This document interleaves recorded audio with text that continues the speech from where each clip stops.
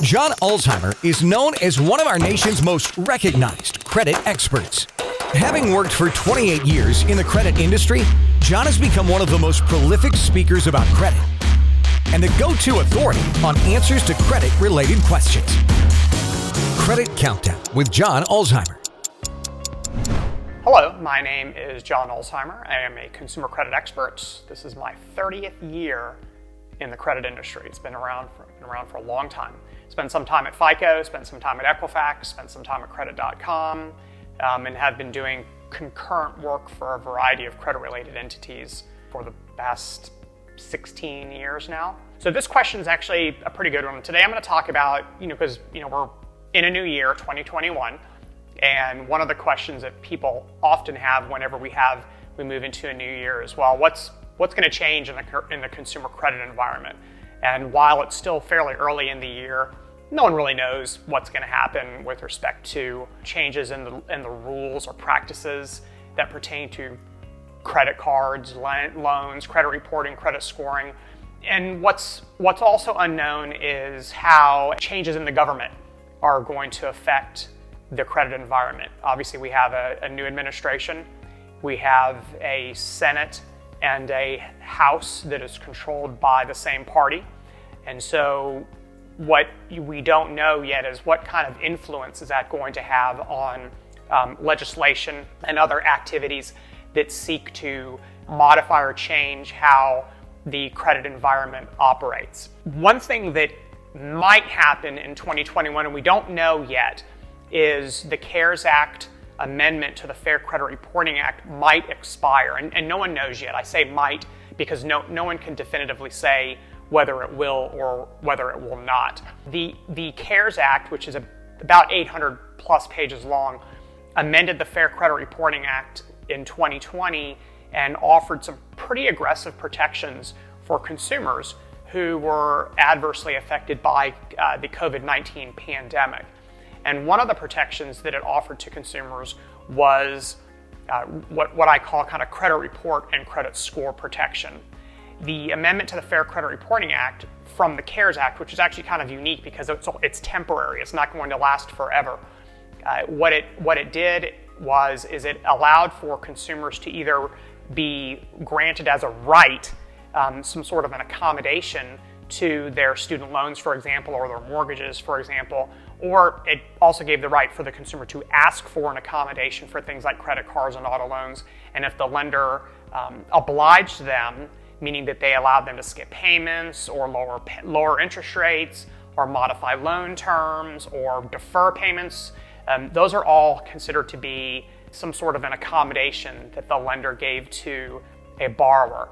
And the way that the act is written is if you were given an accommodation and you were not already in default on some sort of a loan, then the lender or the servicer was required to report you to the credit bureaus as being current. And obviously current is good because it indicates that your payment is being made on time or the loan or credit card is otherwise not in default. It actually worked pretty well. There was no evidence that people got into a ton of credit card debt in 2020 as a result of the pandemic. There's also no evidence suggesting that people's credit scores, crashed and burned during 2020 because of the pandemic or the effects of the pandemic. There's no evidence that any of that stuff happened. There's some onesies and twosies, but those are mostly just isolated examples, but there was no wide-scale migration downward of people's credit scores, and there was no migration upward of the volume of negative information that hit people's credit reports. And there was also considerable evidence that people were actually pretty responsible with their credit card debt, even through the pandemic when they may have been out of work or they may have had their hours cut back. So, thumbs up to y'all for being able to do that. That's awesome. Because you don't want to exit a pandemic and enter a new year being in a bunch of credit card debt, because that stuff is really expensive. So the question is well, what's going to happen in 2021 with respect to that particular legislation and how it touches the Fair Credit Reporting Act and really helps to protect people's credit scores?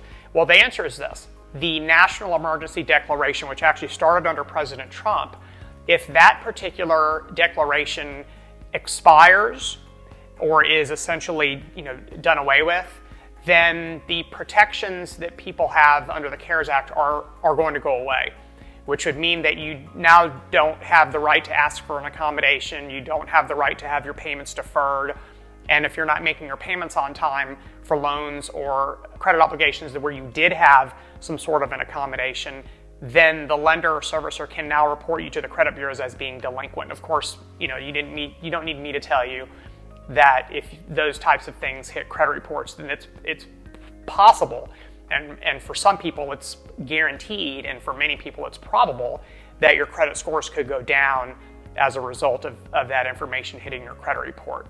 So we don't know whether or not the National Emergency Declaration is going to expire. We don't know if it's going to expire in 2021 at all. We don't know if it's going to expire in the first quarter, second quarter, third quarter, fourth quarter. We don't know. We don't know if it's going to persist through 2021 into 2022. And if it does, then people are going to continue to enjoy these types of protections. I think the smart thing for consumers to do is to continue to do what you're doing, which is to do your best to pay your bills on time, make some sort of a minimum payment. If that's through an accommodation that you have with a lender, fine. There's nothing wrong with that. The CARES Act protections still apply as long as this National Emergency Declaration is still in place, which would indicate that the lender is being paid, even though it might be under some sort of a modified program, and they still have to report you as being current to the credit bureaus. And so the fact that you're in some sort of an accommodation in and of itself is not considered negative. The only thing that would be considered negative is if you get reported to the credit bureaus as being delinquent. It doesn't mean that your scores won't go down. Obviously, there are things that have nothing to do with whether you're making your payments on time that are highly influential in your credit scores. In fact, if you look at the metrics that drive your credit score, 2/3 of them have nothing to do with whether or not you're making your payments on time. So if, for example, you do happen to get into a ton of credit card debt, the CARES Act does not protect you in that scenario. You still have the debt, it still can be reported to the credit bureaus, and obviously having a large amount of credit card debt, especially relative to your credit limit, can in fact lead to a lower score. So don't think of any sort of legislation from 2020 that may persist into 2021 is going to guarantee that you have a higher credit score. What it will do is it'll help protect your credit reports from any negative or derogatory information being reported to the extent that you are complying with your end of the deal vis-a-vis some sort of an accommodation.